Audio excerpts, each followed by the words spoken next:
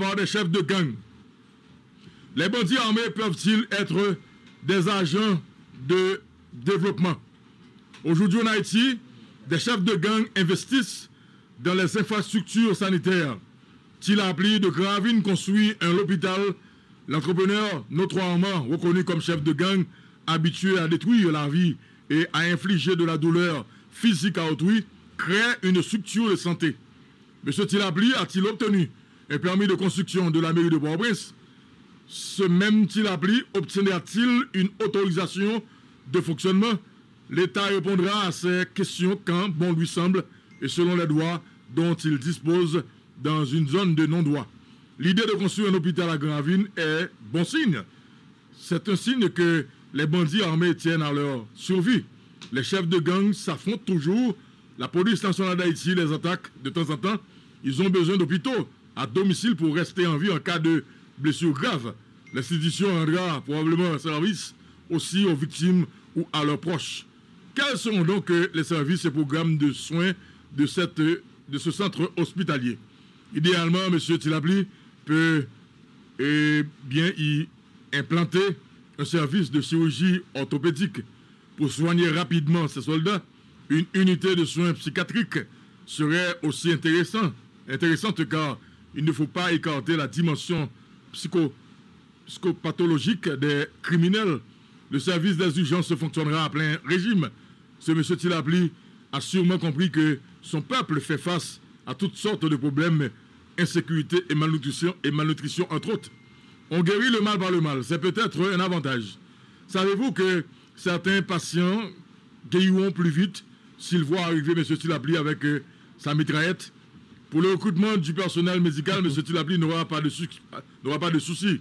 Si les chefs de gang parviennent à embaucher des artistes de renom dans une simple fête d'anniversaire à Village de Dieu, il y a fort à parier que M. Tilapli engagera aisément les meilleurs médecins haïtiens dans son hôpital. M. Tilapli construit un hôpital, une initiative que nous applaudissons, que nous applaudirons, lorsque nous aurons appris avec l'aide de l'unité centrale de renseignement financier UCREF que cette œuvre n'est pas liée au blanchiment d'argent Robinson d'Haïti. Donc pour l'éditorial de Matin Débat, donc de ce vendredi 12 mars 2021, on a fait contact rapidement avec monsieur d'Haïti, donc pour les commentaires relatifs donc à son éditorial. Madame, monsieur, l'éditorial de Matin Débat, je vous le rappelle, c'est la pensée même donc de l'émission Matin Débat, donc chaque matin aux environs de 11h30. Donc rendez-vous avec monsieur Robinson d'Haïti et pour les commentaires sous éditorial Matin Débat. Monsieur Robinson d'Haïti déjà là, et bien là on a pu dire bonjour et bienvenue à l'émission Matin Débat. Monsieur d'Haïti, bonjour, bienvenue à l'émission Matin Débat. Bonjour Matin Débat, et bonjour le Codésir, et Jaïs César, que nous pouvons entendre évidemment, et Angélique Tidor et Pierre-Martin Tatout, bonjour à l'équipe technicien, bonjour aux auditeurs qui de nous, pour nous commenter l'éditorial qui crée Haïti Santé, renforcement des infrastructures sanitaires par des chefs de gang. Renforcement des infrastructures sanitaires par les chefs de gang, est-ce que là on parle trop loin, on dit renforcement des infrastructures sanitaires? Il paraît un bagage qui est généralisé. Or, c'est seulement pour une zone. Oui, c'est seulement, effectivement, vous avez raison, et le Codésir, c'est pas seulement pour une zone, et c'est un bagage qui peut-être ça le généraliser. Parce que pratiquement tout chef de gang dit à investir dans le social et au très soucieux de population qui entoure eux. Ils vont manger, ils prennent ils saisit camion de riz, ils saisit camion de poids, ils saisit camion de ceci, camion de cela, avec la distribuer à la population. Donc on dynamique comme ça, et puis on fait social, c'est-à-dire puis on rend service puis aussi utile à la population qui entoure eux. Alors Haïti Santé, renforcement des infrastructures et sanitaires par des chefs de gang. Et je pensais l'important son pays côté il y a des problèmes de santé, manquer l'hôpital et même l'hôpital général que nous gagnons là généralement il est toujours en grève. Donc je pensais l'intéressant que je dis qu'il y a des citoyens qui a fait des bagailles avec l'argent que vous recevez dans n'importe quelle condition évidemment pour créer des centres de santé, pour créer des hôpitaux. Je pense que c'est très intéressant. Mais si tu l'appliques, créons l'hôpital sur les autres clients, pour nous poser des questions. Le questionnement, c'est qui s'allie. Est-ce que tu l'appliques, gagner autorisation de la mairie pour construire bâtiment seulement? Est-ce qu'elle gagne autorisation pour construire bâtiment? Oui, mais là, est-ce que l'IPA en l'État dans l'État? Et tu l'appliques? Non, absolument pas. L'IPA en l'État dans l'État. Donc, j'espérais qu'elle gagne autorisation en fait, ils ont permis de construire de la mairie. C'est ça, et mairie de Port-au-Prince a des explications et marqué des débats clairs sur ça. C'est une étape intéressante et très intéressant pour mairie de Port-au-Prince, des explications sur ça. Est-ce que il a pris des autorisations qui ont permis de construire cet hôpital? Et deuxièmement, tout, et les bâtiments qui sont construits, est-ce que la répond à des normes? Ça, c'est extrêmement fondamental. Donc, ils répondent à des normes. C'est-à-dire la largeur des couloirs, la hauteur des salles, parce qu'on ne peut pas construire l'hôpital comme ça. Mais là, il construit tout. Bon, il a besoin. Il a besoin d'une autorisation de fonctionnement. De fonctionnement, il faut le fonctionner, mais il a besoin d'autorisation de fonctionnement. Si la pas fini là, et puis monter l'hôpital, et puis c'est tout, c'est fini. Non. Il faut qu'on ait instance et qui concerne l'IA pour balle autorisation. Et l'instance qui concerne l'IA, nous connaissons c'est MSTP qui est lié. Est-ce que MSTP prend le bail, puis l'appui, ils ont autorisation pour fonctionner avec l'hôpital l'IA? Là, c'est une question que c'est pratiquement deux premières questions à nous poser dans l'éditorial. Maintenant, ça vient d'arriver. Allez-y. Oui, si il a pu construire l'hôpital là, dans la ville, moi c'est très bien parce que nous avons regardé une vidéo sur YouTube côté population, avec certains monde de la population évidemment, dit que des fois c'est dehors, il y a le prendre soin. Donc si on l'hôpital en dedans, parce qu'il a servi population très bien. Parce que premièrement, on sait peut-être des bandits armés.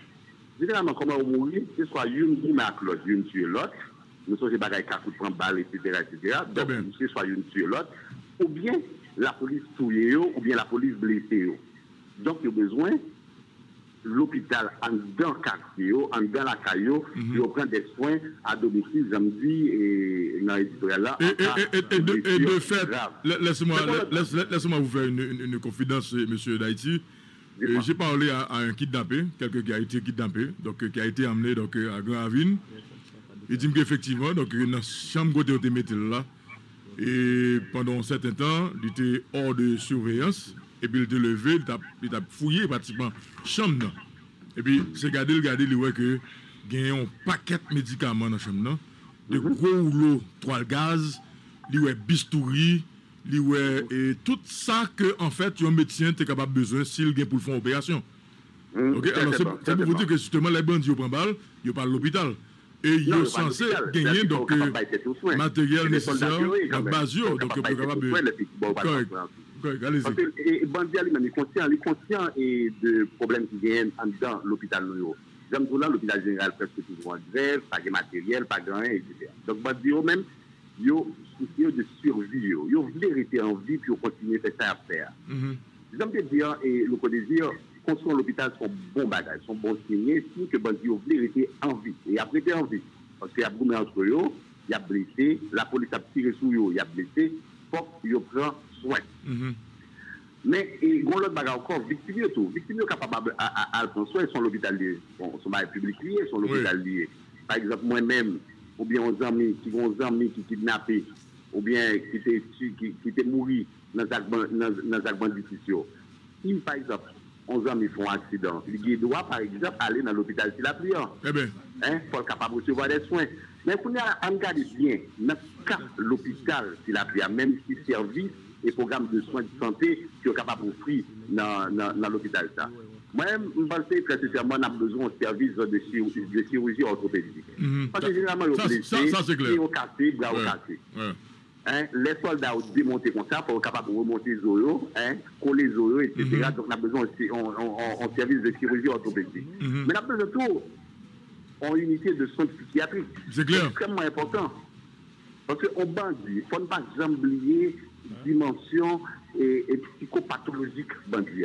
Généralement, on malade mental qu'on arrive, commettre des actes criminels. Donc, il faut nous pas oublier ça. Donc, on pense que c'est des services que SILAPRIC a besoin et nous identifions ça, et services et chirurgie orthopédique, là, évidemment, unité de soins et psychiatriques, là, parce que il y a des médecins que peut-être SILAPRIC a relé, ils ont dit, nous inviter des artistes pour venir jouer, si on pas venir jouer, n'a plus VOA, mais qu'on ça peut-être SILAPRIC va le faire.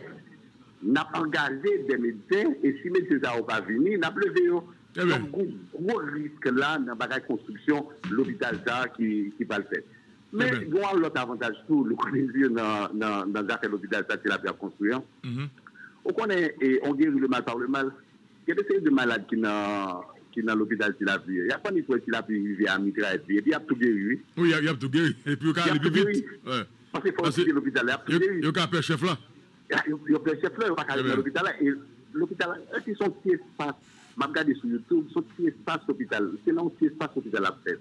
Côté s'il a pris un côté pour qu'il y ait un pile malade, un pile patient. S'il a pris une crise à tout le monde qui était malade ou bien le monde qui est malade depuis quelques jours qui est dans l'hôpital là, tout a pourri, tout a bien guéri. Donc on guérit un mal par un mal, donc on fait mal ou fait le mal, et puis voilà, et n'a pas abouti à bien. Maintenant, on regarde pour nous et recrutement personnel médical là. Là, nous sentons la plupart des problèmes. Il a fait deux fois sur degré. Il a bien créé des médecins et les plus grands médecins haïtiens. La pandémie dit au fin travail, non seulement il y a comme pour le pays, mais tout, il y a capacité pour faire pression sur eux pour le travail. Donc là, sous ça, sous personnel médical, là, pas de problème même. C'est l'État qui est là qui peut faire travailler. Est-ce qu'il a pris des autorisations de fonctionnement pour gérer l'hôpital? Ça, c'est clair, en nous mettant clair sur ça. Par contre, comment médecin va faire le travail, et dans la vie, il y a des GAGO, mais il a besoin de médecin. Voilà. Eh bien, maintenant, il y a mon capitaine de là qui dit que bon, c'est effectivement, et M. Gangzayo, et ça a toujours revendiqué, c'est que sur le plan social, l'État il n'y a pas des citoyens donc, pour le pays, donc il met en position, il y a pour revendiquer droit et que ils ont entré dans mauvais bagaille, et mauvais bagaille ont entré là-dedans, ça a récolté comme l'argent, ils ont investi dans des œuvres sociales, il y a des gens qui disent que et si tout le monde dit qu'on fait ça dans le pays, surtout dans le quartier défavorisé, est-ce que ce n'est pas encourageable? Je ne sais pas si nous avons encouragé. J'aime dire là, et premièrement, il faut que vous faites selon les normes. On monde ou pas construire bandit ou pas, ou pas construire l'hôpital, il faut que vous respectez les normes. Il faut que vous ayez des autorisations. Premièrement, il faut qu'il y ait un permis de construire, il faut qu'il y ait une autorisation de fonctionnement. Ouais, même si c'est bandit. Deuxièmement, même si c'est à encourager, nous sommes capables toujours encourager l'hôpital. Nous n'avons pas de problème pour encourager l'hôpital. Cependant, il faut qu'il crée ce travail. Côté s'il a pu joindre l'argent, ça, la construit l'hôpital. C'est clair. Est-ce que ça va participer dans une vaste entreprise de blanchiment d'argent? C'est clair. Il crève pour le faire travailler, je veux dire. C'est clair. En tout cas, merci un peu, M. Robinson d'Haïti. Merci un peu. Merci et puis bon week-end à Martin et Jean-Luc.